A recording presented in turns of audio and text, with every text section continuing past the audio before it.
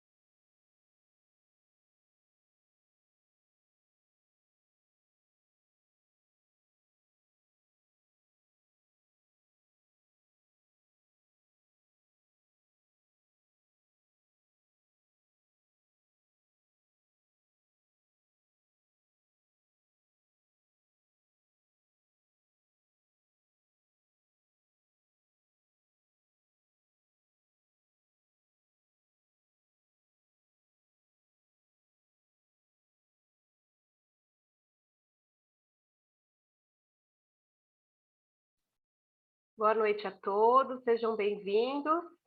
Daqui a pouquinho eu já vou fazer a abertura do nosso evento. Boa noite a todos.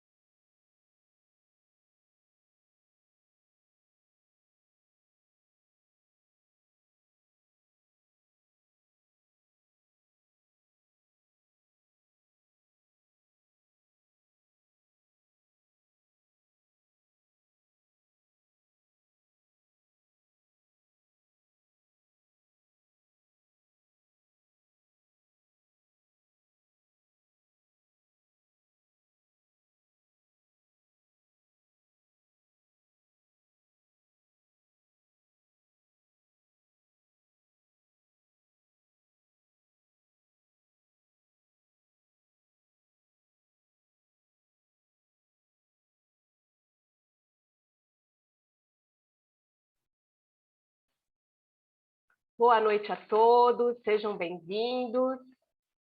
Sejam bem-vindos, vamos dar início ao nosso evento. Meu nome é Graziela Velasco, eu sou presidente da comissão e quero agradecer a nossa presidente, a doutora Luciana Freitas e todos da diretoria pela oportunidade de realizar este evento. Também quero agradecer o apoio e o suporte dado pela Valéria e a Andressa. Hoje o tema é sobre gestão de riscos e contrato de seguros, um tema muito importante para entender o contrato de seguro. E para falar sobre o tema, convidamos a doutora Daniela Pascoal, que é advogada, professora, palestrante, escritora, especialista em seguros, previdência e gestão de riscos, com atuação no mercado financeiro e de seguros. A doutora é autora do livro Risco e Compliance e coautora do livro Mulheres no Seguro. A doutora é mestre em gestão de negócios, tem MBAs em Direito do Seguro e Resseguro e Gestão de Seguros, com certificações internacionais. É professora de Direito, Ética, Governança Corporativa, Seguros e Previdência. Doutora, agradeço muito ter aceito o nosso convite e a generosidade de compartilhar os seus conhecimentos com todos nós. A palavra está com a doutora.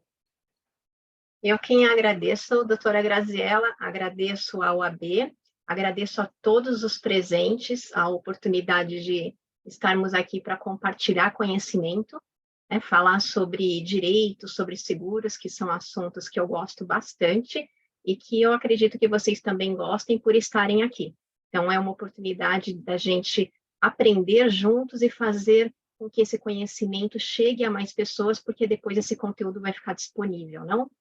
Então, eu fico à disposição também para tirar dúvidas, no que eu puder contribuir, no que eu puder ajudar. Eu vou colocar aqui a apresentação que eu fiz para este evento, para nos ajudar a trilhar esse caminho do conteúdo de hoje.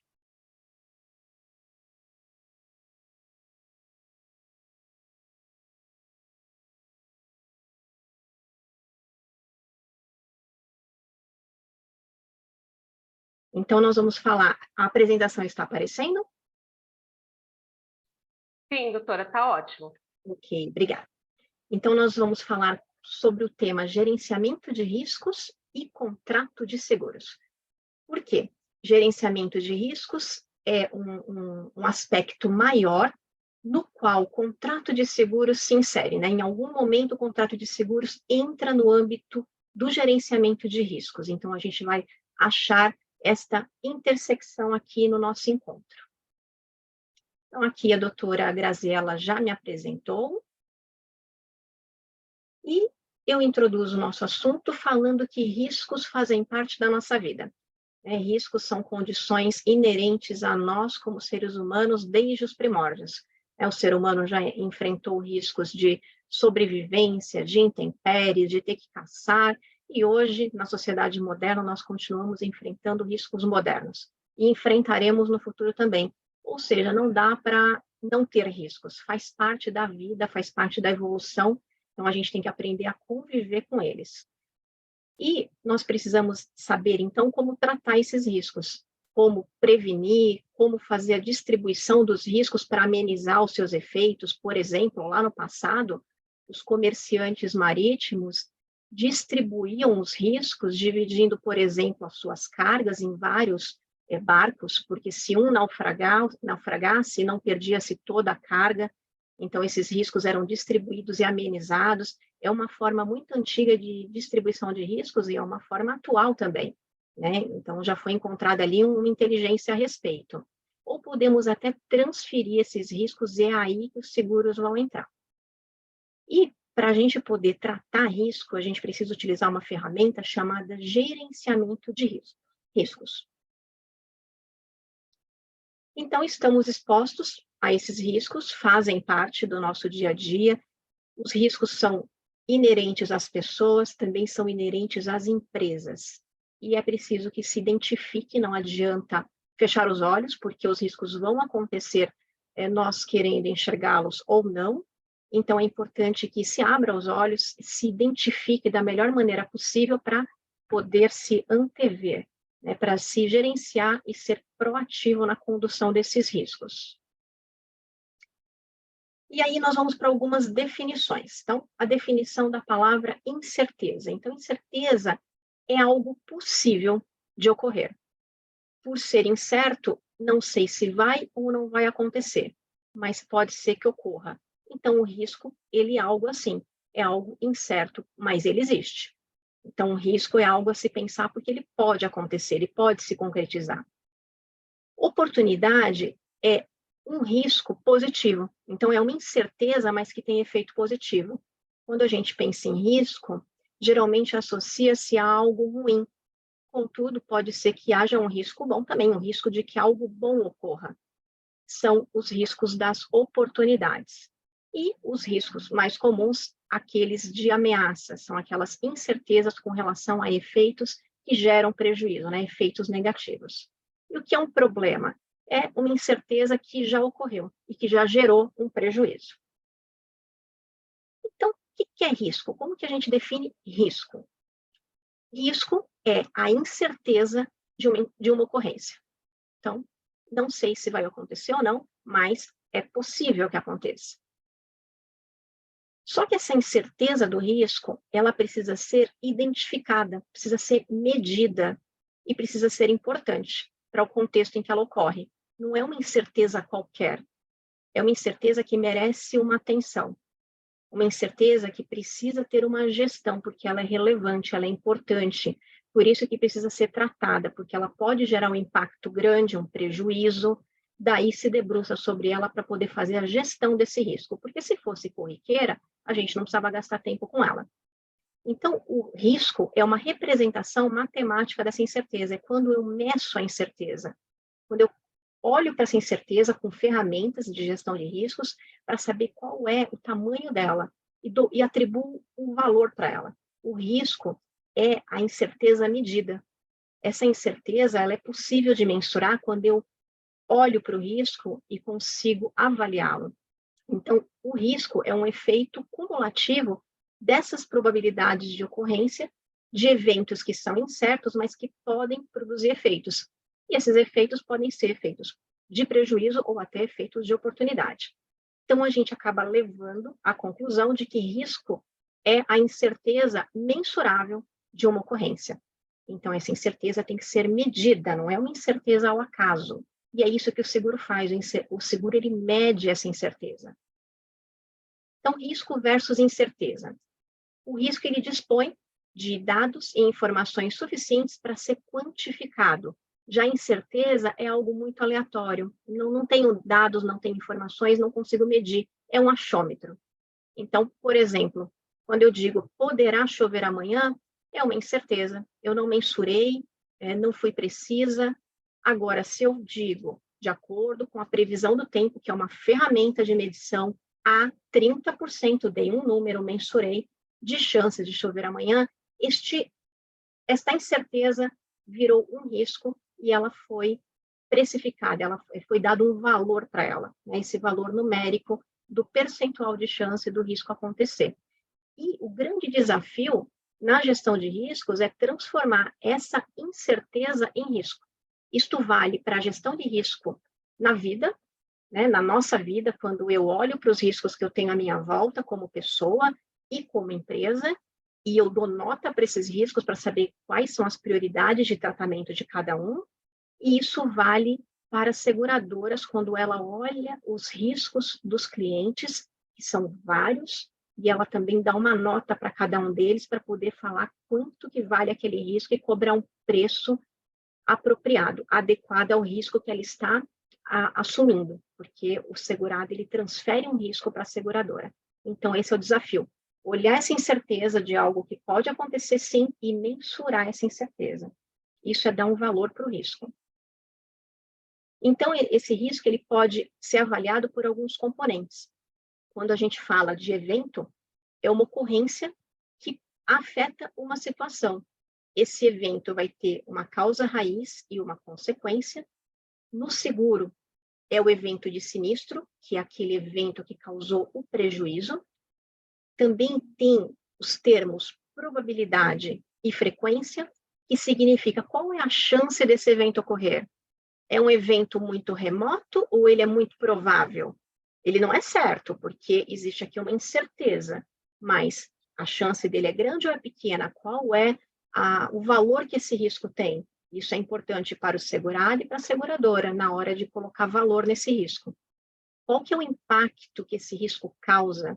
Qual que é a severidade que ele traz? Qual é a extensão da perda ou do ganho? Que o ganho não é um risco segurável, né? A gente está falando aqui de risco de uma forma geral, depois a gente vai entrar lá no seguro. Mas eu já vou me antecipando e falando em paralelo de seguro também. Mas a extensão que o risco causa, né? Então, são dois elementos importantes na avaliação de riscos. Né? O que pode dar errado, qual a probabilidade de acontecer, qual a frequência de acontecer e quais os impactos que causa. Frequência é a quantidade de repetições do evento, no caso de seguro, seria um sinistro, ao longo de um período. Então, por exemplo, quando a gente observa um sinistro de um acidente aéreo, ele tem uma frequência mais baixa, não é a todo momento que cai um avião. Enquanto que, na observação de acidentes terrestres, ou até de acidentes de trabalho, a frequência é maior. Severidade já é a soma dos danos que esse sinistro causa, né, que pode ser contabilizado individualmente, um único sinistro causa um grande dano, ou até o conjunto somado dos danos. E aqui é o contrário. Um único sinistro aéreo causa um dano muito maior, apesar de acontecer mais raramente, do que o sinistro terrestre. né, o impacto, a severidade de uma colisão de automóvel não é tão grave, tão severo quanto de um acidente aéreo, que vai gerar muito mais vítimas fatais, ele vai ter uma severidade muito mais importante. Mas ambos são seguráveis, cada um com o seu valor. E aí aqui um desenho para mostrar essa questão da diferença de impacto e probabilidade, né? A probabilidade seria a frequência, o impacto seria a severidade. Isso vale para a gestão de riscos de uma forma geral. Então, alta probabilidade é algo que pode acontecer sempre, contudo, o impacto é pequeno, não impacta tanto. Então, a administração desse tipo de risco é de uma forma, o tratamento, diferente das demais formas, dos demais tipos de risco. Então, eu preciso saber quais riscos que podem acontecer para saber classificar em cada um desses tipos, porque de acordo com essa classificação é que vai ser possível dar o tratamento adequado. Eu não vou dar o mesmo tratamento para todos os riscos. Eu não vou fazer seguro para todos os riscos, porque senão fica muito cara a operação. Tem risco que eu assumo, risco que eu seguro, risco que eu não quero ter, porque é muito, muito ruim, é risco de imagem, é um risco que nem a seguradora quer, é um risco excluído. Então, eu tenho que entender cada risco. Né? Não é todo remédio para o mesmo risco. Então, a gente precisa primeiro olhar para os riscos, entender, para depois olhar para o seguro. O seguro vem depois. Por isso que a gente está aqui falando de gestão de riscos, ela antecede o seguro. O seguro é um dos remédios, mas eu preciso entender de risco para depois entender de cobertura e entender de seguro. Não adianta falar de seguro, falar de cobertura, se eu não sei nem quais são os meus riscos. Né? É importante primeiro fazer essa análise. Então, por exemplo, uma alta probabilidade, um baixo impacto, pode ser até uma franquia, né? Um seguro que é baixo, que tem uma batida de carro de pequeno montante, e aí coloca-se uma franquia para aquilo e vai acontecer muito sinistro. Um outro tipo de sinistro que tem baixa probabilidade e baixo impacto. Então, quase não acontece, e se acontecer também não é um impacto muito alto. Se a gente for fazer um paralelo com o seguro, poderia ser até um seguro de vida de capital baixo nas convenções coletivas de trabalho, que são aqueles seguros obrigatórios, nos quais as empresas contratam para determinadas categorias de trabalhadores, e são seguros de capitais baixos. Imagine, então, um seguro de 30 mil reais, 20 mil reais, e as pessoas não morrem tanto assim, né? Não é toda hora, todo dia, quanto bate-se um carro. Então, o impacto não vai ser alto, porque o capital segurado não é elevado, e a probabilidade disso acontecer toda hora, todo dia, não é tão grande quanto uma batida de carro. Baixa probabilidade, mas tem alto impacto. Então, assim, é raro de acontecer, mas se acontecer, é muito importante que se olhe. Então, esse tipo de risco não pode passar despercebido, ele tem que ser classificado. Então, na gestão de riscos, tem que ver que tipo de risco se encaixa aqui, para dar um tratamento para ele. Foi o exemplo do acidente aéreo que a gente viu agora. Né? Então, esse tipo de risco não pode ficar sem tratamento, porque ele pode... não é que ele não vai acontecer, porque aqui existe um risco possível, sim. Não tem como falar que não existe esse risco que não vai acontecer. Esse risco não tem como neutralizar, porque ele faz parte. Dá para tomar medidas de segurança, minimizar, mitigar, mas impossível zerar. Então, é necessário fazer um tratamento para esse risco, tem as ferramentas, seguro também, porque o impacto dele é muito alto e precisa de tratamento. E tem aquele risco que é terrível, porque ele é um risco que tem alta probabilidade de acontecer e tem alto impacto. Então, esse aqui é o pior dos mundos, o pior dos riscos, e aqui precisa ter uma atenção muito grande para tentar evitar que esses riscos aconteçam. Eliminar a causa raiz, eliminar a origem do problema que pode levar esses riscos para que eles sejam neutralizados na medida do possível. Né? Então, por exemplo, riscos que são excluídos, né? Profissões agravadas, situações que precisa ter uma atenção muito especial, e aí também existem formas de tratamento que a gente vai ver mais adiante. E o que é gestão de riscos? Né? É um processo para identificar esses riscos, avaliar o grau de cada um, né? A dosimetria do remédio e fazer esse tratamento para cada um desses riscos. Então, entender essas incertezas, mensurá-las e entender quais são relevantes e como controlar cada uma. E qual que é o problema?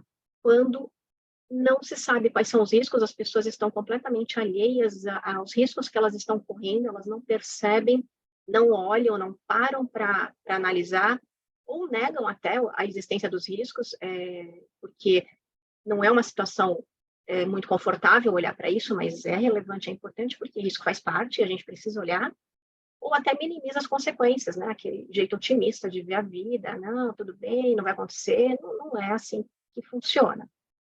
Isso é um problema, né? Esconder uma realidade. E qual que é a importância de gerenciar riscos? Vai prevenir perdas, porque existem formas de tratamento de risco que eu evito que o risco aconteça, né? Existem formas de prevenção também, eu não vou apenas deixar o risco acontecer e o seguro resolve, não. Tem como prevenir. O melhor é que não aconteça. A melhor coisa é não usar o seguro. Né? Então, é melhor não causar o prejuízo, porque o impacto também é ruim para todos. Imagina um sinistro ambiental. Pode ter seguro, mas e aí o ambiente, como é que fica? E o impacto, o risco de imagem? Tem outras questões. Então, prevenir perdas é muito importante para a sociedade, para todo mundo. Reduzir consequências financeiras das perdas é dor de cabeça, né? Então, não é bom. Redução de surpresas, porque nada como ter as coisas sob controle. Aproveitamento de oportunidade, já vimos também que existe risco bom, então se eu consigo mapear risco bom, eu consigo me antecipar e aumentar as chances de dar certo. Adequada contratação de seguro, porque se eu mapeio meus riscos, se eu tenho a ajuda de um corretor de seguros para fazer esse trabalho, que o corretor é um consultor, ele é um gestor de riscos, cada um na sua área, porque são muitas as áreas de seguros, é igual médico, cada um sabe da sua área, porque tem seguro de vida, saúde, transporte, responsabilidades, garantia, e aí cada um vai se especializar na sua área para ser o melhor, e vai dar toda a consultoria para os clientes daquele risco, e vai fazer a gestão, vai entender o que o cliente precisa e oferecer a apólice com as coberturas adequadas para o cliente ficar coberto, porque o cliente não tem obrigação nenhuma de conhecer do seguro. Cada um conhece do seu negócio, do seu trabalho, né? Não tem como a gente saber de tudo nessa vida. Então, a adequada contratação de seguros vem do adequado entendimento de quais são os riscos. Precisa-se ter uma pessoa competente para fazer esse casamento. Retenção consciente de risco, porque se eu sei quais são os riscos, eu sei exatamente aqueles que eu vou assumir. Para esses eu faço seguro, para esses eu não faço, porque tem risco que a gente retém. Às vezes o risco ele tem um impacto pequeno, uma frequência baixa, tem risco que não vale a pena o preço de controlar, às vezes o preço fica mais caro que o negócio, então tudo é questão de gestão de riscos. Né? A gestão não pode ficar mais cara que o próprio negócio, tudo isso aí tem que ser avaliado. Claro, medidos os impactos na sociedade, ambientais, tudo isso, é claro.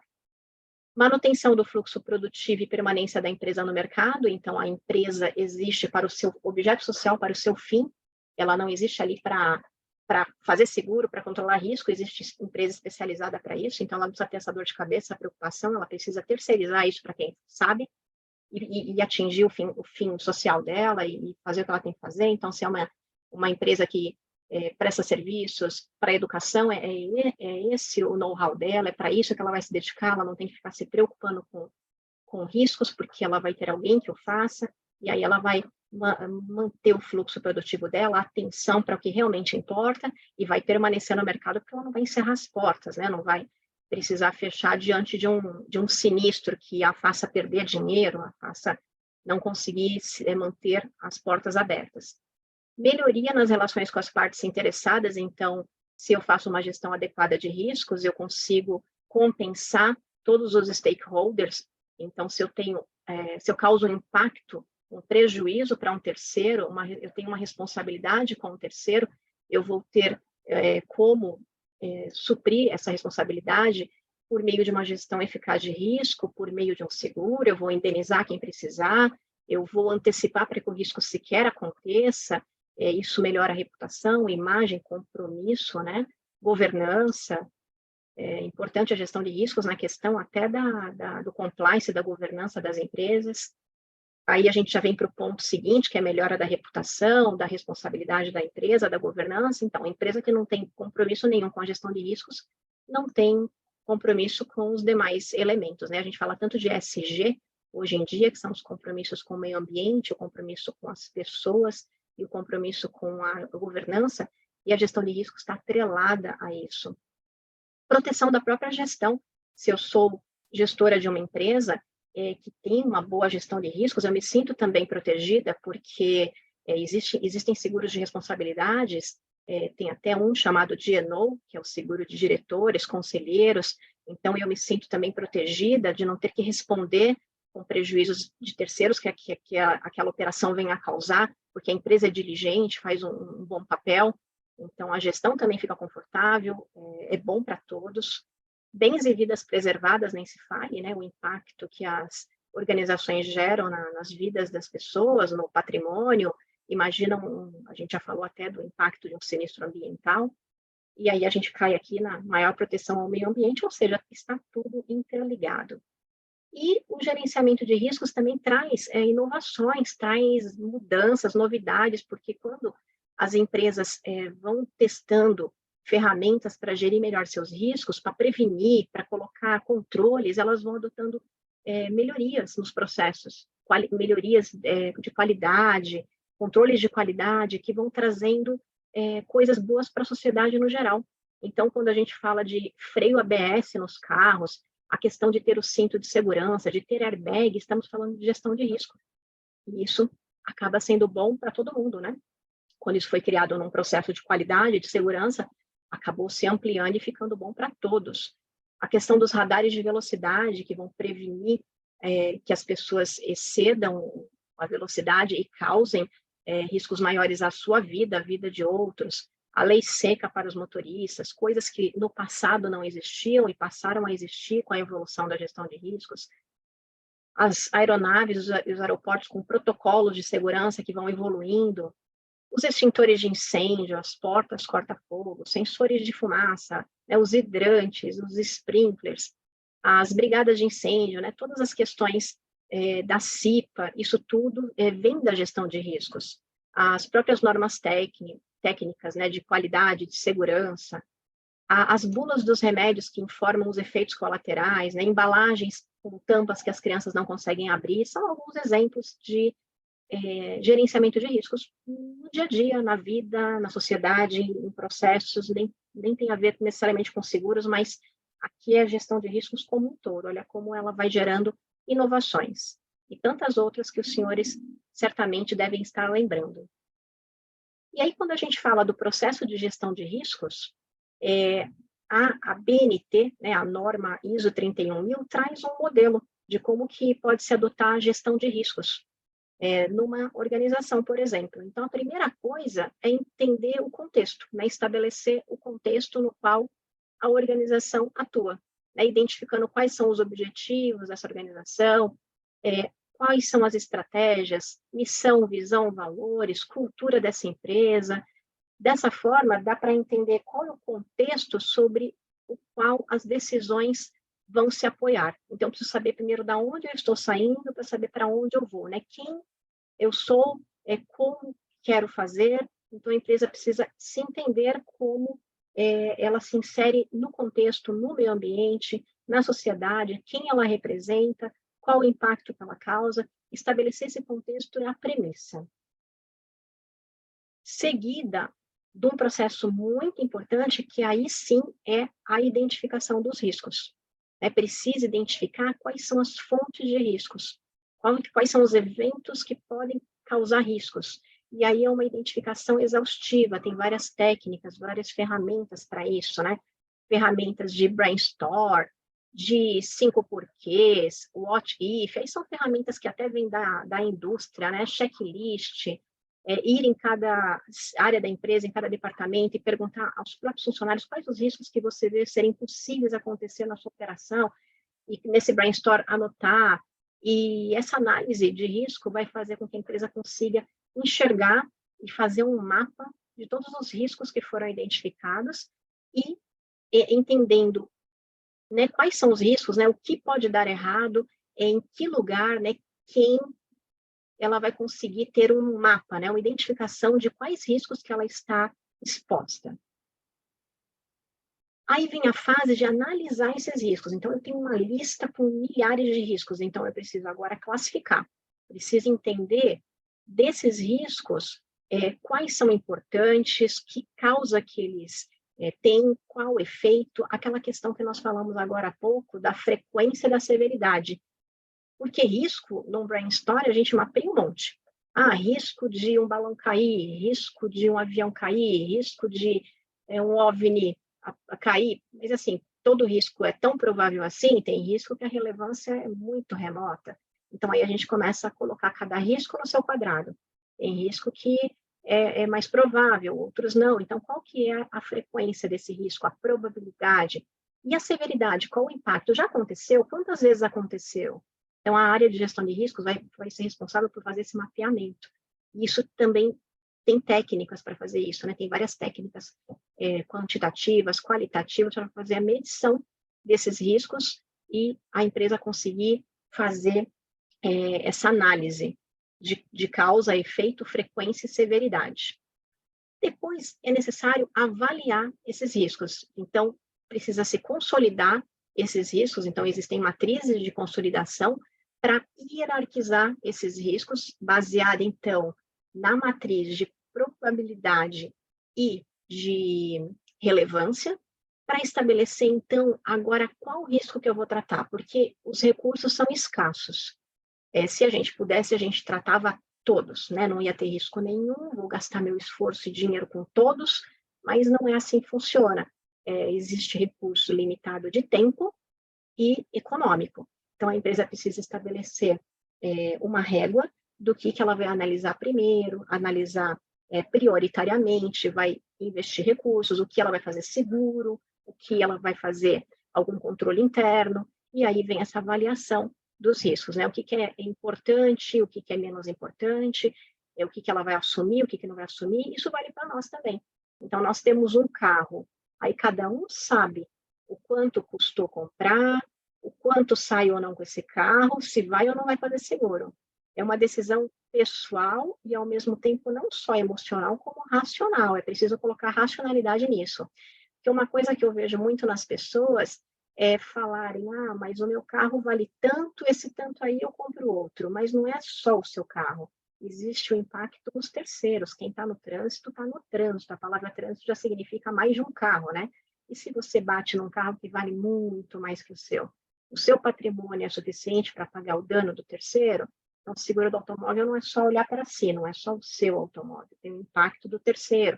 Então, quando a gente faz gestão de riscos, a visão tem que ampliar, né? Então, justamente ter essa visão de não negar o risco, não minimizar, tem que olhar para tudo e aí toma essa decisão. Eu assumo, eu transfiro, o que eu faço? Essa decisão tem que ser muito consciente, não pode ser algo irresponsável, tanto por parte das pessoas quanto por parte das empresas. As pessoas precisam assumir. Eu escolhi assim, eu tenho o meu argumento, eu sei porque eu fiz, e aí tudo bem. Se a pessoa conseguir argumentar. O problema é quando as pessoas não pensaram a respeito o suficiente.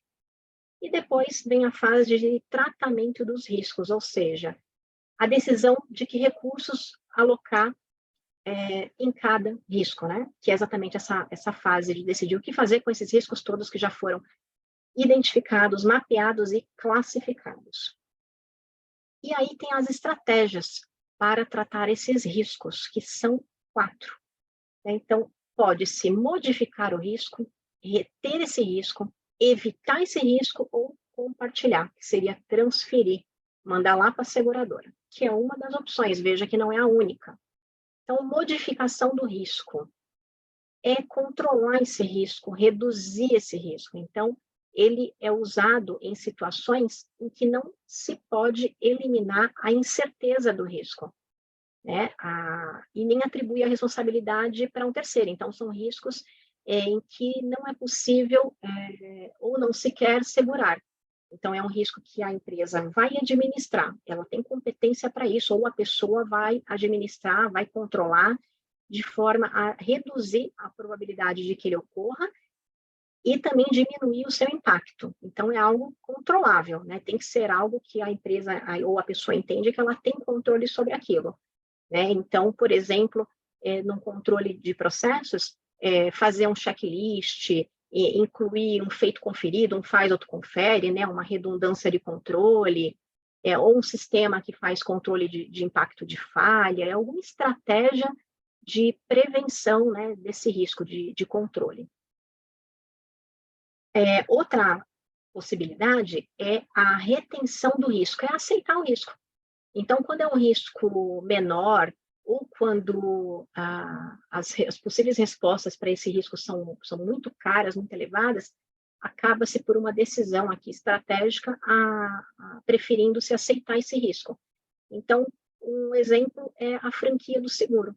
Então, o seguro estabelece uma participação do segurado no sinistro e até esse valor a seguradora não cobre, a partir daí ela entra com a cobertura. Então, até esse limite, o segurado está assumindo esse risco, ele está retendo. Então, imagina que eu tenho um carro cuja franquia é de R$2.000.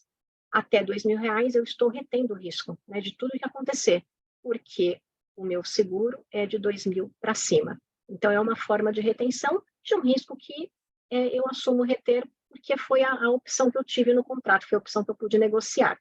Tem como escolher franquias de valores melhores, maiores, menores, mas aí o valor do preço do seguro muda. Conforme a franquia fique mais baixa, o preço também fica mais caro. Então, é uma estratégia. Tem a ação de evitar o risco. Essa ação aqui é quando o risco é muito severo, quando um risco que eu não quero correr, é um risco que, apesar dele ser possível, porque estamos falando de risco, quando a gente fala de risco, é porque é possível. Se não existisse risco, não existia seguro, e a gente não falaria de gerenciamento de risco, né? Sem risco, não falaríamos nada que a gente está falando aqui. Então, risco é algo que pode acontecer, mas é um risco que eu não quero que aconteça. Então, fazer de tudo para eliminar a incerteza, para evitar, para prevenir. Ainda assim, pode ser que aconteça, mas vamos fazer o possível. Então, remover incerteza associada a um risco, caso esse risco represente uma ameaça, né? Tentar evitá-lo totalmente, assegurando-se de que ele não ocorra, né? Uma estratégia de prevenção mesmo, é uma estratégia radical, por exemplo, até eliminando o projeto. Então, se eu tenho um projeto que tem um risco de acontecer alguma coisa que eu acho muito grave, então eu aborto o projeto. Então não vou nem fazer. É algo que eu vou cortar na raiz. Então, não quero nem ter esse risco. Imagina um exemplo até esdrúxulo, eu não quero ter o risco de um avião cair, então eu nem compro avião. Alguma coisa nesse nível. Elimino o risco, ele nem vai acontecer, porque eu nem tenho o objeto do risco, algo nesse nível. Eliminar a condição mesmo que leve ao risco. E a estratégia de compartilhamento do risco, que é quando a gente chega lá na possibilidade do seguro, que é transferir, atribuir esse risco a um terceiro. Então, essa transferência, esse processo de oferta desse risco a uma seguradora, por exemplo, até também tem transferência por contrato, né? Eu faço um contrato com um terceiro e transfiro a responsabilidade do risco. Mas aqui, falando de seguro, via contrato de seguro, transfere-se esse risco para a seguradora, que vai analisar se ela aceita esse risco, e aí ela vai dar um preço, quanto vale o risco, e o segurado, então, vai pagar esse preço, de acordo com essa análise, e vai começar a ter essa cobertura. E com isso ele fica mais tranquilo, né, de ter um risco ali que foi coberto de acordo com as condições que foram negociadas. E aí, quando a gente fala de risco ainda, existem dois tipos de riscos, né, de classificações: riscos especulativos e riscos puros. Os especulativos são riscos também chamados de dinâmicos, e são aqueles riscos de negócio, né? Esses riscos não têm seguro. São riscos de abrir uma empresa, ela quebrar, fechar, né? Riscos de perder, risco de ganhar. Tem a ver com gestão de negócios em si, com ambiente de competição. Eu comprar uma mercadoria para vendê-la com lucro. Então, são riscos inerentes a negócios. E tem os riscos puros, né, também chamados de estáticos, que são probabilidade de ocorrência de um evento adverso, mas com prejuízo financeiro, e esses riscos eles podem ser objeto de apólice de seguro. E eles são riscos que decorrem ou de danos à propriedade, e aí são chamados riscos patrimoniais, ou de danos à pessoa, aí são os riscos pessoais, ou de danos aos terceiros, que são chamados riscos de responsabilidades. Então, por exemplo, um incêndio em uma casa, que é um risco à propriedade, e tem seguro para isso, né, um seguro patrimonial, e vamos ver mais exemplos adiante. Então, aqui, uma ilustração dos tipos de riscos puros e especulativos, e aí nos especulativos nós não vamos adentrar, mas seriam riscos de mercado, né, riscos de queda de preço, riscos políticos, riscos regulatórios, mudança de lei no decorrer do caminho de um negócio, riscos sociais, riscos de liquidez de ativo, risco de crédito, os riscos ambientais, todos os riscos que afetam os negócios, que fazem parte do entorno de negócios, e os riscos que nós falamos que são os seguráveis, né? Os riscos de propriedade, riscos pessoais e riscos de responsabilidade. Então, quais são os riscos pessoais? Riscos inerentes à condição humana. Então, risco da morte, risco da invalidez, seja por doença, seja por acidente, risco das doenças, mesmo que não gerem invalidez, mas geram ali um afastamento temporário das atividades laborais, por exemplo, risco de acidentes, riscos de desemprego para quem é empregado com carteira registrada, risco da perda de renda para quem é autônomo, o risco da sobrevivência, tem alguns seguros com cobertura por sobrevivência também, nos riscos pessoais, riscos de propriedade, então perdas que são decorrentes de incêndio, da queda de raio, de explosão, dos danos causados pela fumaça, do roubo, do furto, danos elétricos, o impacto de veículos contra uma propriedade, queda de aeronave, as ações naturais, como ventos, inundações, dentre outros danos.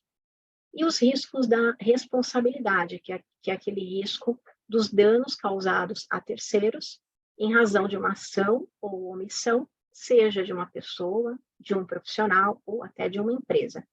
Isso em virtude do artigo 186 do Código Civil, que fala da questão da ação ou omissão voluntária, da negligência ou da imprudência, que causa dano a outrem e que gera o ato ilícito, e no 927 que esse ato ilícito é reparável, Quem comete o ato ilícito fica obrigado a reparar o dano, então existe a questão da responsabilidade. E quais são os seguros existentes para estes riscos puros? No caso dos pessoais, tem o seguro de vida, seguro de acidentes, tem o funeral, tem o seguro de doenças graves, tem o viagem, etc. Educacional, prestamista, a gente não vai entrar no mérito de cada um, porque não dá tempo.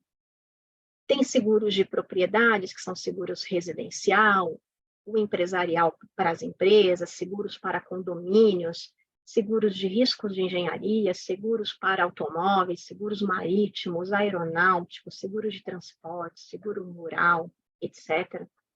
E de responsabilidades, a responsabilidade civil geral, a responsabilidade civil profissional, que também é chamada de erros e omissões, o I&O, o seguro D&O, que é para diretores e conselheiros, que é um seguro que vai cobrir a responsabilidade na condução das empresas, a responsabilidade civil de produtos, a responsabilidade civil ambiental, a questão de riscos financeiros, garantia, fiança, etc. Tem muitos seguros. Por isso que a gente fala que cada um acaba sendo especialista em um tipo, ou alguns grupos de seguros, porque são muitos, e cada um tem a sua especificidade. E o que é risco segurável? Para que um risco seja segurável, ele precisa ser possível, se o risco não é possível, ele não é risco, então não preciso fazer seguro, porque ele nem vai acontecer. Para que eu faço seguro? Vou pagar um seguro de algo que não vai acontecer. Não faz sentido nenhum ter um seguro assim. Ele tem que ser futuro, porque eu não posso ter seguro de algo que já aconteceu, porque aí até ensejaria a má-fé, fazer um seguro para um sinistro já acontecido. Incerto, porque ele é possível de acontecer, mas não se sabe se vai ou não, pode ser que não aconteça, mas pode ser que aconteça, daí desse receio é que se faz um seguro. Independe da vontade, porque o segurado não quer que aconteça o risco, ele não participa desse risco, ele não participa do sinistro, é algo que está alheio à vontade dele, ele não agravou o risco, não é ele que intencionalmente ocasionou esse risco, então isso seria até má-fé, já fazer um seguro provocando um risco para receber o dinheiro. Então, não é essa a intenção, é um risco que qualquer um de nós está exposto e pode acontecer com qualquer pessoa ou não acontecer, é risco. Então, ele independe da vontade e o segurado também não pode agravar esse risco. Eu tenho seguro mesmo, então agora eu não vou nem cuidar, vou largar. Não, tem que continuar tendo a mesma diligência que teria se não tivesse seguro, porque não é justo esse segurado ter um comportamento que lese os demais segurados, né? Nós vamos ver já que seguro é mutualismo, né? Existe um monte de segurados que têm uma boa conduta e espera-se que todos tenham condutas parecidas, né? É a questão do bom senso. E tem que resultar em prejuízo, então esse dano que o seguro pode vir, que o sinistro pode vir a causar, é um dano que resulta num prejuízo econômico, daí porque ele precisa ser protegido, porque vai gerar um impacto financeiro para a pessoa que o sofrer, para a empresa que o sofrer. E tem que ser possível de mensurar, porque tem que dar preço, né? A empresa precisa entender o quanto ele é importante para saber se vai segurar ou não, e depois disso, a seguradora precisa saber quanto ele vale, para ela também dar o preço dela e cobrar, financeiramente falando mesmo. Então, ele precisa ser mensurado dos dois pontos de vista, mensurado do ponto de vista de valor, para quem tem um risco, para saber o que fazer, como tratá-lo, e a seguradora do ponto de vista de precificá-lo corretamente, dar o preço justo, né, que esse risco vale.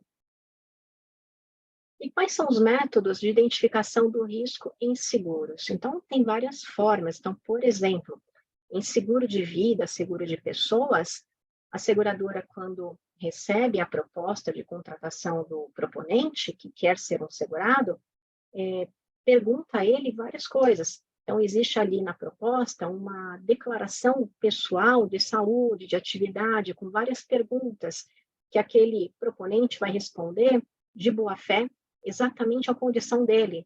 Então, vai dizer se está ou não está bem de saúde, se toma remédios, quais remédios toma, se já passou por cirurgia, por tratamento anterior de saúde, se já teve algum sinistro negado por outra seguradora. Cada seguradora tem as suas perguntas de acordo com o seu perfil de risco e cabe ao ainda não segurado, o proponente, responder de forma sincera para que a seguradora consiga avaliar o risco e colocar o preço adequado. Para uns, o preço pode ser mais baixo, para outros mais caro, a depender do que é apresentado de risco de cada situação. Pode ser que a seguradora peça exames médicos para esclarecer algumas situações, para avaliar melhor esse risco. Análise da sinistralidade, se for um seguro coletivo, para entender numa empresa qual que é a sinistralidade daquela carteira de segurados daquela empresa, estudos técnicos e atuariais, entender se tem CIPA na empresa, porque da mesma forma que pode agravar, pode atenuar também, se a empresa tem adequada gestão de riscos, aplicação de tábuas de mortalidade, tem várias técnicas. No seguro de automóvel tem o perfil do risco, então existe um questionário que muitos conhecem por ter feito seguro automóvel, talvez já ter feito também seguro de vida, informando todas as condições do automóvel com relação ao CEP, onde o automóvel fica, onde ele pernoita, se ele fica em garagem. Tudo isso são variáveis que vão dar o preço adequado do risco para cada pessoa, né? Para cada risco tem o seu valor. Não é justo cobrar igual de todo mundo. Então, é tudo adequado ao perfil de cada um. Pode ser que tenha vistoria prévia, análise da frequência de roubo e furto, a cada CEP é uma frequência diferente, de acordo com as estatísticas, estudos especiais para frotas de veículos. No seguro transporte, a análise das mercadorias transportadas e as rotas desses transportes, isso aí leva à mudança na precificação, são variáveis importantes. Nos seguros rurais, por exemplo, análises dos tipos de cultura, né, de plantação, a frequência dos eventos de clima, né, de clima diverso. A cada região do Brasil pode ter um preço diferente, porque o clima muda. Então, tudo isso aqui ajuda as seguradoras a entenderem como dar o preço para cada risco, porque são diversos os riscos. E o que é a precificação do risco, né? Como é que eu mensuro essa incerteza que o risco traz? Porque tem que ser mensurada. Então, o prêmio do seguro é o preço do risco. E é aquilo que vai ser cobrado do segurado quando ele transfere esse risco para a seguradora. para que a seguradora fique com o compromisso de indenizar se acontecer o sinistro dentro do contrato que foi estabelecido. Então, esse processo ele vai identificar as variáveis específicas de cada negócio, né, de cada segurado, de cada contrato, de acordo com as estatísticas também atuariais, as ferramentas que a seguradora tem, existem técnicas para isso, existem ciências atuariais para cada ramo, e os profissionais chamados subscritores de risco das seguradoras vão fazer a análise e a aceitação dos riscos. Então, eles vão analisar aquele risco e entender, de acordo com a informação que foi prestada, que presume-se verdadeira, porque o contrato de seguro é um contrato de boa-fé, vai se dar o valor para aquele risco e finalizar o contrato. A depender da informação, pode ser que se agrave um pouco o valor do seguro, mas o segurado está coberto porque ele informou, de fato, a realidade e o contrato prevê o que foi informado e está garantido. Ou até atenuar, dependendo do perfil, ou até a recusa, dependendo do risco que foi oferecido, a seguradora pode vir a não aceitar, porque ela não tem como cobrir, né? Não faz parte da política dela de aceitação também, a depender do nível desse risco, da política de aceitação também. Então, é essa a função dos subscritores de risco. E, voltando na definição de seguro, o seguro é um sistema de proteção contra a perda, e ele é baseado na divisão e também no compartilhamento dos riscos. Eu estou dizendo isso para explicar que seguro não é algo individual. Quando a gente olha o seguro, segurado, seguradora, parece algo individual, mas a ferramenta do seguro, como concebida, ela é algo coletivo. Não tem como uma seguradora começar com um único cliente e dar conta de cobrir um sinistro, ela quebraria. Para ela funcionar, existe até a questão da lei dos grandes números, né? A seguradora se baseia em probabilidades, estatísticas e lei dos grandes números. Ela precisa ter uma massa segurada, porque, estatisticamente, um grupo segurado se protege. Nem todos vão sofrer sinistro, e os que não sofrem, suportam os que sofrem, e o seguro se sustenta. Porque de 100 segurados, não são os 100 que vão ter sinistro. Estatisticamente, dá para saber a probabilidade de quantos sinistros ocorrerão, e aí dá para fazer um preço que cubra isso.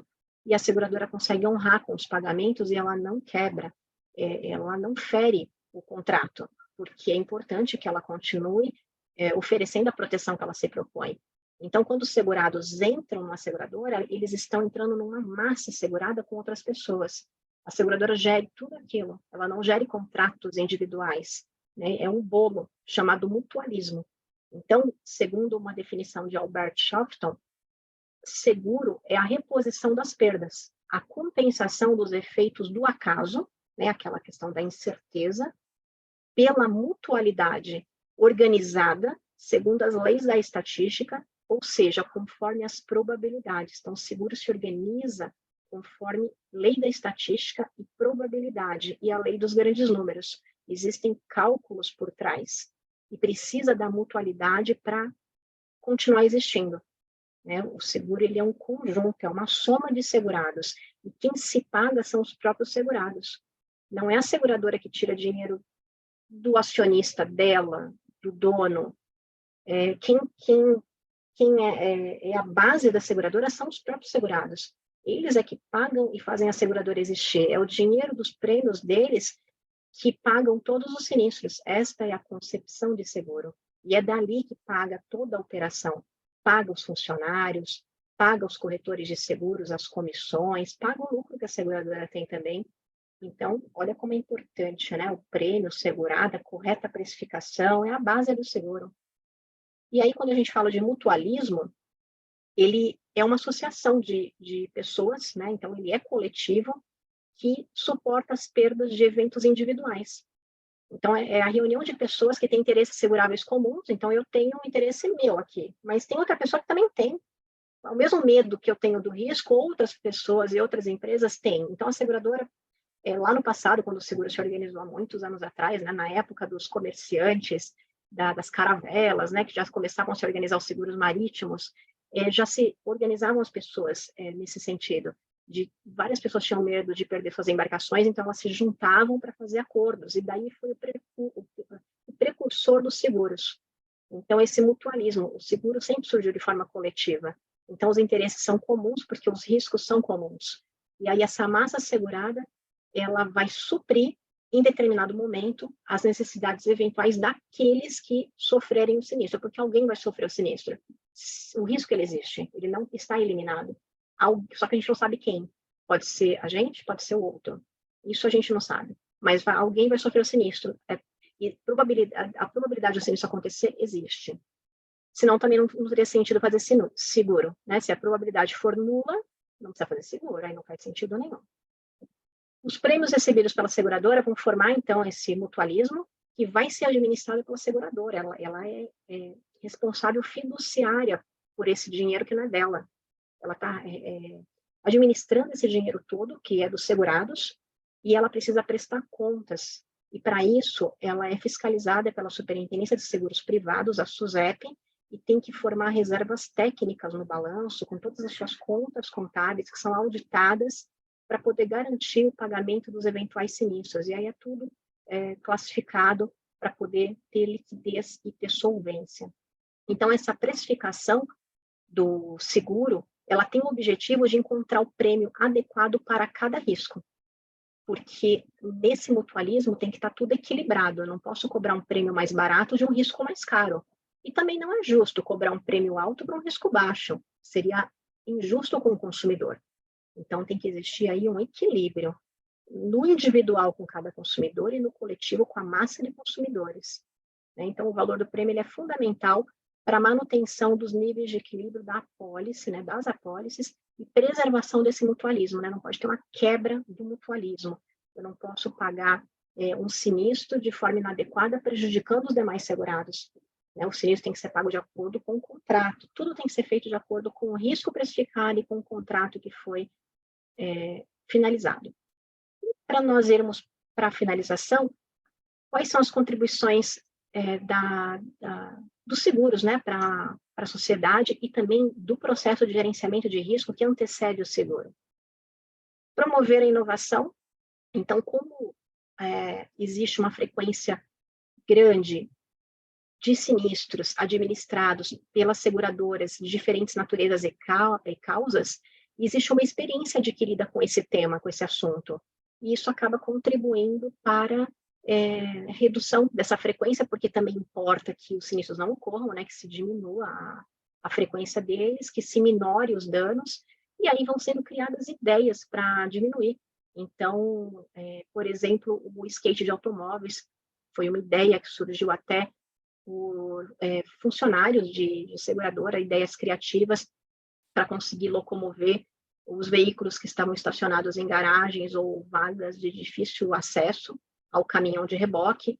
Então, essa ideia surgiu do processo mesmo ali de sinistro, da prática do dia a dia. As casas inteligentes com sensores e alarmes que podem ser acionados e monitorados à distância e que vão reduzir o sinistro, né, de furto, de incêndio, alertando com sensor de temperatura que avisa ao morador eventuais variações anormais. Então, isso tudo permite uma razoável redução até no preço do seguro da residência.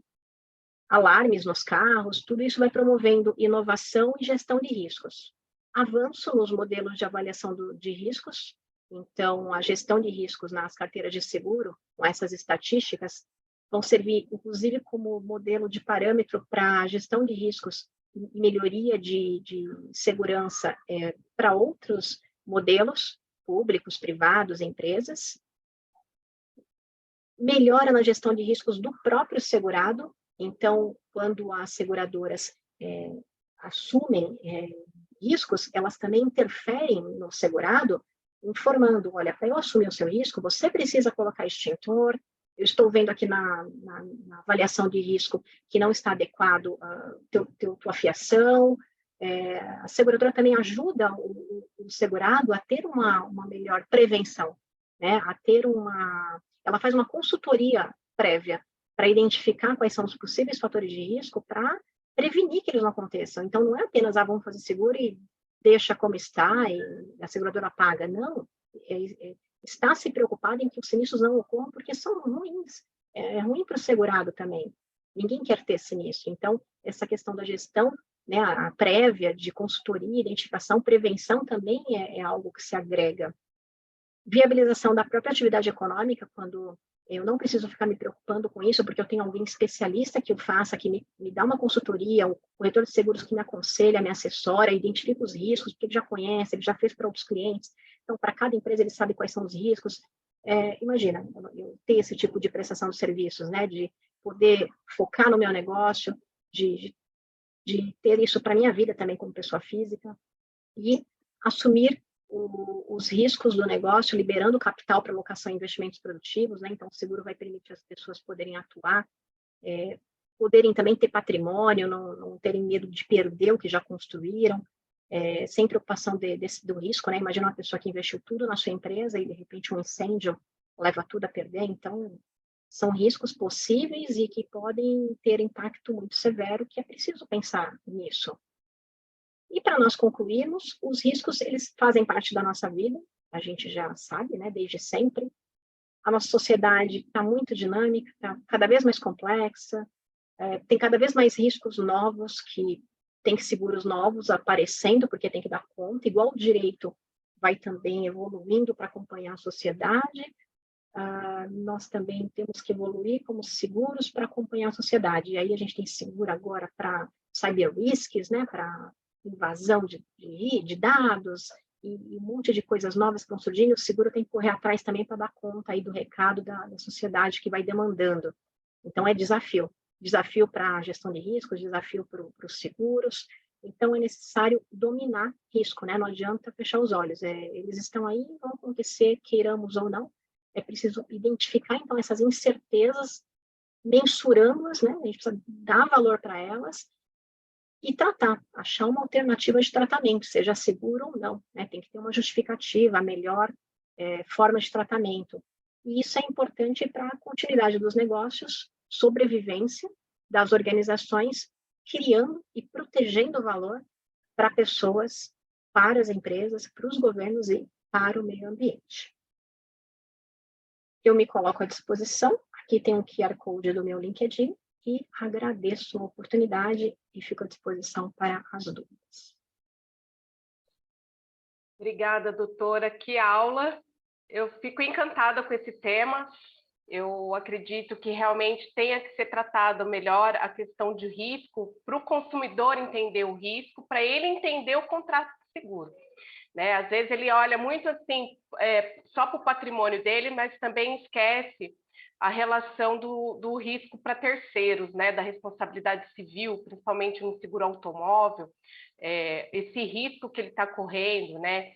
É um tema muito, muito importante para o seguro. Eu fico encantada com a aula da doutora. Doutora, eu vou começar com as perguntas aqui. O Código Civil, ele coloca lá no artigo 768 a questão do agravamento de risco intencional. O que seria esse agravamento de risco intencional pelo segurado? E dá um exemplo para nós desse agravamento de risco. O artigo 768, ele fala que o segurado ele perde o direito à indenização se ele agravar intencionalmente um risco objeto do seguro. Então, quando o segurado transfere para a seguradora o risco, é um risco que ele não pode, nós até mostramos lá, o risco para ser segurado, ele não pode depender da vontade do segurado. Então, é um risco que acontece como aconteceria com qualquer pessoa. É um infortúnio, né? Algo que aconteceu e a pessoa não tem culpa, ela não tem responsabilidade sobre aquilo. Então, agravar o risco seria não se preocupar com ele, não ser diligente, não ter uma boa conduta, beiraria até a má-fé. É a pessoa que, sabendo ter o seguro, ela não tem a diligência necessária, ela age de forma imprudente, acaba onerando esse risco, fazendo com que ele aconteça, que de modo normal ele nem aconteceria. Ela agrava a possibilidade desse risco ocorrer, e ela está ferindo os demais segurados que não fazem. Então, essa conduta, ela está desequilibrando o mutualismo, e a seguradora não pode premiar essa conduta, pagando a indenização para uma pessoa que não tem esse zelo. Então, espera-se o mesmo zelo que qualquer pessoa teria, mesmo que não tivesse seguro. Então, imagina um exemplo, eu tenho o seguro do meu automóvel e agora eu vou deixar a chave no contato e a porta aberta, porque tem seguro e a seguradora paga. Não, não é assim que funciona. Né? E se for assim, imagina um monte de sinistro que vai acontecer. A seguradora, quando faz o preço do risco, ela está imaginando que o segurado vai ter uma conduta normal, né? Aquela questão do bom senso, né? Da pessoa média. Então, ninguém vai imaginar que a pessoa vai agravar o risco, que ela vai forçar uma situação porque ela acha que está protegida. Quer ver um outro exemplo? Existe um alagamento, aqui em São Paulo a gente tem muita chuva, né? Muita questão de alagamento, e aí a pessoa vê ali uma rua alagada, está alto, mas ela acha que dá. E aí ela está ali com o carro ligado e fala, eu acho que eu acho que eu passo, e força o carro para passar. E aí, nessa que ela força o carro acaba morrendo e ela fica boiando. Aí fica ali no alagamento e já era. E dá aquele negócio chamado cálcio hidráulico, né? Que é quando entra água no motor. Esse é um agravamento de risco, porque não precisava ter feito isso. Ah, mas o seguro não cobre alagamento? Cobre, imagina. Ninguém tem culpa do alagamento, só que você não pode se enfiar nele. Né? A orientação até da Defesa Civil é não se colocar em risco. Então, desliga o carro e vai para um lugar seguro. Se alagar, a seguradora vai ter que cobrir, porque você não tem culpa, né, que alagou. Mas você também não forçou, você deixou ali. Agora a pessoa vai para cima, ela de repente até poderia não ter tido um prejuízo tão grande se ela continuasse onde estava, mas ela foi para cima do risco. E dá para saber, porque na perícia, dá para saber se a água entrou no motor ou não, né? Dá para identificar o cálcio hidráulico. Então, o agravamento de risco é isso, a pessoa fica mais poderosa, né? Mais heroína, ela enfrenta mais o risco e faz com que esse risco aconteça, sendo que podia ser que ele nem acontecesse. E ela agrava o risco. Então, quando ela agrava o risco, aquele preço que foi cobrado é para uma situação assim que não foi precificada. Ela está agravando a possibilidade de acontecer, então o preço dela não está justo. Né? Ela deveria ser mais cara, o seguro, por ser tão heroína assim, né? Não pode. A conduta que se espera é a conduta diligente, é por isso. Doutora, a gente tem uma pergunta aqui no chat, do Maurício. O avião da Chapecoense seria um exemplo de agravamento de risco? Seria, porque o que acontece? Na apólice do seguro aéreo, lá da Chapecoense, tinha uma condição que já era clara para o segurado quando contratou, porque isso é acordado previamente, que não podia voar em determinadas regiões. Uma delas era a Colômbia. E se fosse sobrevoar essa região, teria que avisar a seguradora com antecedência, porque a seguradora talvez fizesse até algum agravo no prêmio, fizesse algo porque estava com um risco mais elevado. E não foi avisado. Então, já estava ali como uma região que não estava sendo coberta. E o cliente, né, o segurado, foi para uma região que não estava coberta, não avisou a seguradora, então aí acabou tendo esse agravamento de risco, né? Fez algo que não estava previsto, não deixou a seguradora a par, até para ela poder se manifestar e, de repente, até cobrir esse risco mediante um preço a mais, porque nem todo risco é completamente recusável. Tem riscos que a seguradora pode até falar, não, tudo bem, até cubro, mas vai custar tanto. Aí, ok, está combinado. Desde que avise a seguradora, ela vai entender se aquilo vai custar mais, se o risco, ela vai mensurar essa incerteza, né? Vai mensurar esse risco e vai, mediante essa boa-fé da comunicação, indenizar. Então, precisa ter essa mão dupla, né? Do segurado sempre avisar a seguradora, para a seguradora não ficar no escuro. Se ela ficar no escuro, não cobrou o prêmio adequado, ela vai zelar pelo mutualismo. E aí ela vai ser proporcional ao prêmio pago, né, a garantia que foi concedida. Então, nesse caso da Chapecoense, os seguros que foram pagos foram os outros, né, de vida, que aí tem cobertura. Podem fazer perguntas, tá, pessoal, aqui pelo chat, ou podem fazer ao vivo, só levantar a mão aqui, pode fazer perguntas para a doutora Daniela. Doutora, na questão do questionário, né, de avaliação de risco, que a seguradora ela precisa confiar no que o segurado está colocando ali para fazer a avaliação do risco, né? E eu recebo muitas perguntas com relação a doenças pré-existentes ou até mesmo doenças em remissão, né? Quando a pessoa ela vai fazer um seguro de vida, ela já fez um tratamento para câncer, já está em remissão. É importante ela colocar isso no questionário? É um risco importante para a seguradora avaliar essa questão de doença em remissão? Sim, é importante sim. Nos seguros pessoais, a condição de saúde é muito importante para poder saber o valor daquele risco. E no próprio questionário de saúde, já existem perguntas que levam a esses esclarecimentos, como, por exemplo, se a pessoa foi portadora de alguma doença que exigiu tratamento, que exigiu internação, procedimento cirúrgico, se sim, esclarecer qual foi essa doença, qual foi essa cirurgia. Então, se o proponente, né, que está ali propondo uma contratação asseguradora, informar que não, e isso não for verdadeiro, já está agindo de má fé.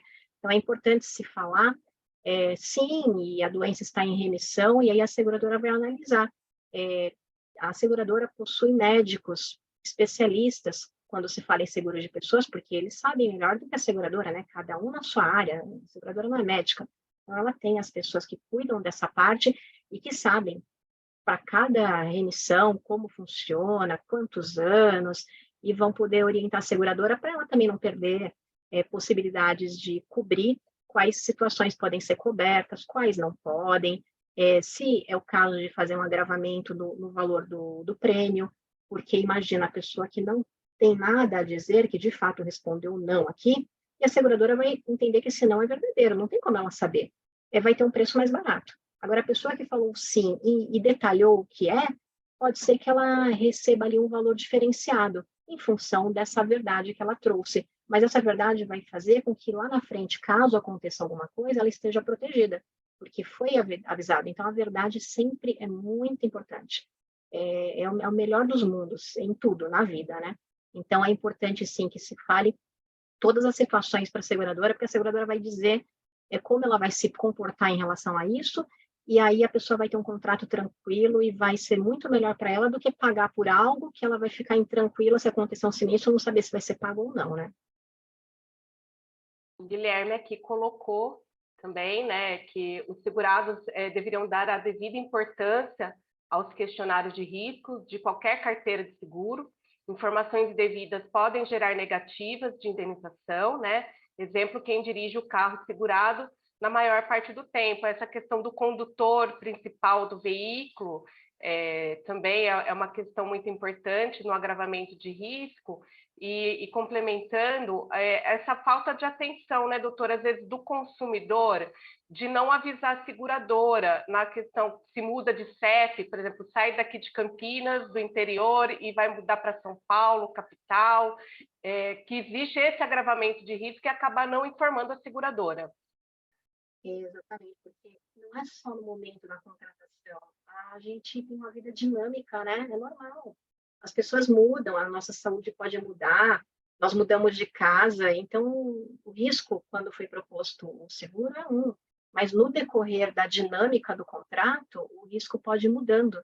Então, para o segurado sempre ficar tranquilo, é importante que ele avise sim a seguradora, que vai fazer o recálculo do valor, pode ser até que tenha valor a ser devolvido, a depender da nova precificação, e vai ficar tranquilo. É importante, sim, sempre, ficar tranquilo com relação ao contrato. Graziela, está todo mundo escrevendo aí, é o Amândio. Posso falar com a doutora? Pois não. É uma tese que eu tenho, é uma tese que eu já falei para o Pomaroli, para o Jaime Brasil Garfinkel. O que você comentou agora, obrigado pela palestra de hoje, mas é assim, eu entendo que os riscos, no geral, não só agravam. E eu fico muito doido com essa situação, porque eu já estive com pessoas de alto escalão de companhias de seguro e falaram assim, às vezes eu mudo, nem eu lembro de comunicar. Eu falei, por que a gente põe um peso tão grande no cliente? Eu digo o seguinte, a minha tese, quando você contratou corretamente? Esquece. O resto é atualização cadastral. Porque eu uma vez falei para um amigo, olha, como você separou, o teu seguro, ele falou para mim assim, conversou o cotidiano comigo, falei, o seguro vai ele vai piorar aí em R$ 500. Falando, não, vou até conversar com ela, vou ver se eu volto, porque por R$ 500 eu vou ver se eu consigo voltar. E o que eu digo é o seguinte, dentro da carteira toda, alguns separaram, alguns foram para o CEP pior, e você, companhia de seguro, pega o resíduo de dinheiro daqueles que casaram, porque alguns fizeram o seguro solteiros e casaram, e não lembraram de avisar. E eu digo na minha tese que é o seguinte, que as coisas se compensam. E a boa-fé deve ser estabelecida quando se faz o contrato, e não durante a vigência colocar um peso tão grande, exacerbado, fora de medida, para o cliente, que às vezes separa, ele está tão enlouquecido, como é que ele vai lembrar de avisar o corretor de seguro sobre esse aspecto? São coisas que mudam o risco, mas na minha tese, as coisas se compensam. Nem todos mudam para o CEP pior. Compensa isso daquele que mudou para o CEP melhor. E ninguém da companhia de seguro, ou nós, ligamos para os clientes para saber se casou ou não casou, não fomos convidados, mas quer dizer, aquele filho de 18 a 25 anos, tá bom, teve um de 18 que fez 18, mas e aquele que tinha 25 e fez 26? Ou que tinha 26 e fez 27 na vigência? Nós cobramos pela vigência inteira. Ali tem um resíduo de dinheiro. Então, até, perdoa ir tão longo, mas é assim, é uma tese minha. Eu acho que seguro não deveria cobrar pela jornada que aconteça durante, mas sim quando contrata. Contratou correto, qualquer coisa que mude está compensado no cadastro. E acabou. Porque tudo recai no corretor do seguro, no sentido, antigamente era a gaveta. Quando dá um sinistro, você vai abrir a gaveta, até treme, né? Você abre a gaveta tremendo, meu Deus, será que está casado? Será que... né? Aquela loucura toda, será que mudou? E eu acho que é um peso enorme para a gente fica com uma responsabilidade, assim, muito forte, sempre com o coração na mão de uma coisa assim, nos coloca numa situação que a gente não precisaria. Por quê? O dinheiro está lá. Desculpa, mas era assim, só como reflexão dentro da sua área, que é uma tese que eu tenho. Cadastro é diferente de contrato. Contratou, vale para o ano. E durante o ano coisas acontecerão. É só uma ideia que eu tenho. Obrigado, viu, Graziela, pela oportunidade. Imagina. E mesmo porque é difícil para o segurado, o consumidor, ter esse conhecimento do contrato de seguros, que é tão pouco falado, né? Na faculdade de Direito mesmo, nós não temos a fundo o contrato de seguro, nós temos apenas os artigos do Código Civil, mas sabemos que é muito mais do que aquilo que aprendemos na faculdade, e o consumidor ele não tem esse conhecimento técnico de agravamento de risco. Né? Então, às vezes, eu acho realmente que é uma cobrança do consumidor que ele não tem esse conhecimento e nem tem mesmo um alerta da seguradora, né, doutora, com relação a isso. Doutora, posso só complementar o que foi colocado aqui, Guilherme Sim, Brockman, da DHL. claro. Eu acho que o mais importante de tudo, além de tudo isso que já foi colocado, é o princípio básico de seguros, que é a boa-fé. Havendo boa-fé, tudo se resolve. Tá? Eu já trabalhei em seguradora, já trabalhei em corretora, trabalho como cliente já há muito tempo, então eu sei onde aperta o calo de cada um. Né? Havendo boa-fé, tudo se resolve muito facilmente. Obrigado. Obrigada pelas contribuições. Sim, faz sentido, verdade. E é o princípio da boa-fé mesmo, porque cada caso é um caso. A regra geral é, vamos avisar, o corretor orientar na medida do possível, mas cada caso é um caso, né? Tem que se analisar com bom senso. É importante, sim, olhar dessa forma. Sim, e trabalhar mais a conscientização, eu acredito, Sim. né? Para os consumidores, eu acredito que o Estado em si, ele não faz um trabalho.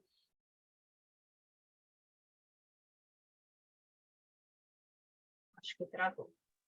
A Graziela travou, vou aproveitar para usar essa palavra, bom senso. Não. Eu tenho até tremedeira dessa palavra. Essa Porque palavra para dentro da companhia, as pessoas falam assim, olha, se a Amanda veio pedir, atende. Ele não pediria algo que seja errado. Mas assim, eu vou sentar à mesa e agora vamos falar do bom senso. Tá bom. Só que cada um está do lado da mesa. Né?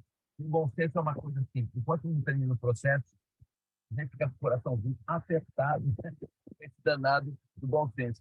Na minha visão, é sempre melhor ter uma regra muito bem concebida. Quanto menos utilizar o bom senso, melhor. Ele está lá para servir. Mas que serviço muito. Como esse tema é apaixonante, hein? Obrigado e parabéns. Gera muita tese. Desculpa, pessoal, minha internet aqui ela está caindo, está travando.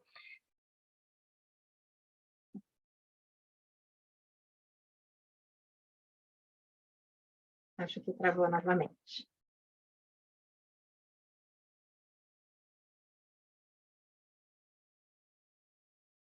Deixa eu ver se tem mais perguntas.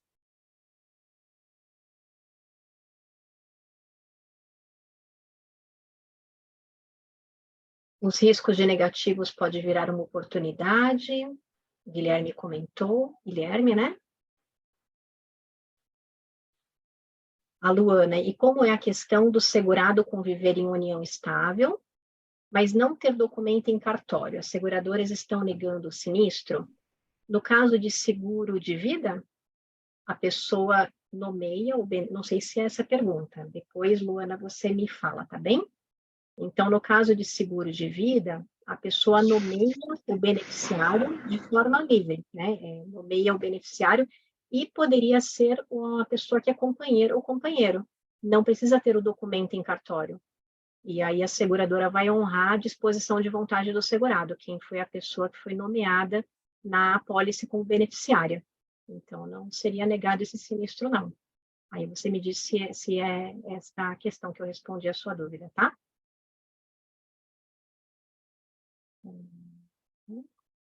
Ok. Doutora Graziella? Estão me ouvindo? Voltei?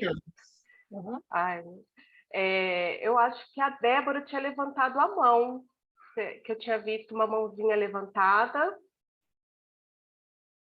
Não. Mais alguma pergunta?